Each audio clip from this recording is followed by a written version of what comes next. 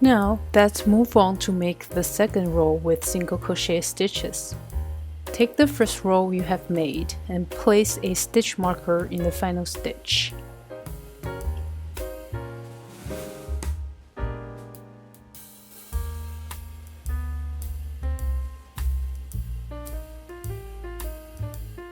Then put the hook back into the big loop and pull the working yarn to adjust the loop to an appropriate size that fits on the hook.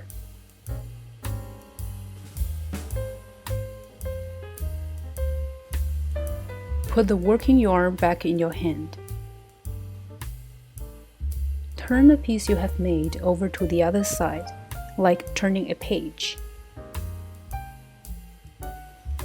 Make one chain stitch to form a turning chain. What's a turning chain?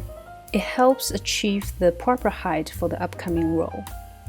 In general, if your upcoming row will be made with single crochet stitches, the turning chain will usually be formed by one chain stitch. And this one chain stitch turning chain usually does not count as a stitch. When saying a chain or a stitch doesn't count as a stitch, it means that you will not count that stitch when counting the total number of stitches in a row. Also, it implies that when you work on the next row, no stitch will be made into that stitch. Before making any stitches for the second row, let's take a look at the places where we will make new stitches. The new stitches will be made into the stitches from the previous row, which are referred to as the stitches of the row or the stitches of the row to work into. When inserting the hook to make a new stitch, your hook should be placed under the two loops of the V shape, unless a pattern instructs differently.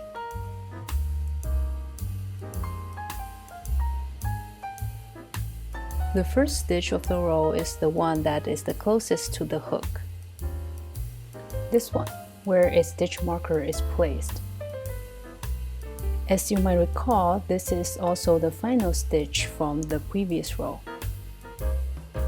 If you are identifying the first stitch of the row by looking for the V shape, be mindful that the chain stitch that form the turning chain will also show a V shape. In the example here, your turning chain is formed with one chain stitch.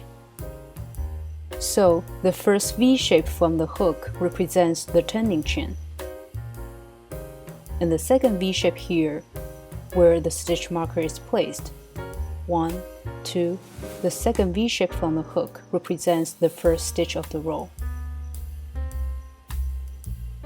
Usually, when a new row will be made with single crochet stitches, the turning chain will not be considered a stitch. So, you will make the first new single crochet stitch for the new row into the first stitch of the row here. There will be situations where you might need to skip the first stitch of the row and make your new stitch into the second stitch of the row. We will discuss more details in other videos when we come to those situations. Now, let's start to make the second row. Remember which is the first stitch of the row.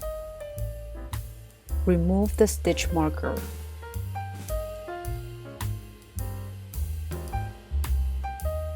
Insert the hook into that stitch.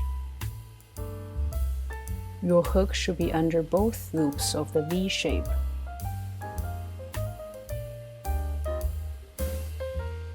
Yarn over and pull through.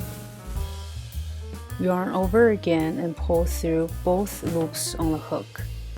The first single crochet stitch for the second row is made. The second stitch will be made into the next stitch of the row here.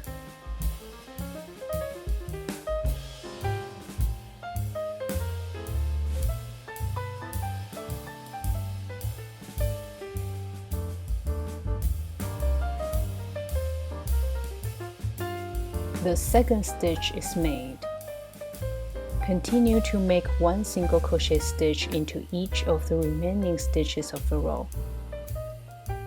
the second row is finished. This row should have the same number of stitches as the first row. Let's count it together. 1, 2, 3, 4, 5, 6.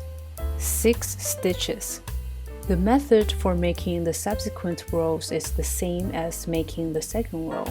Turn. Make one chain stitch as a turning chain. Then start to make stitches to form the new row.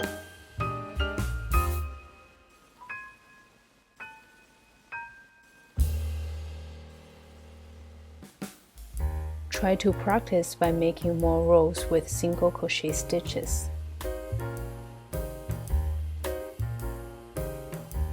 Counting the total number of stitches after finishing a row is a good habit to keep. It helps make sure that you have made the row correctly and that you are ready to move on to the next step. A crochet pattern will usually list the number of stitches in each row as a reference.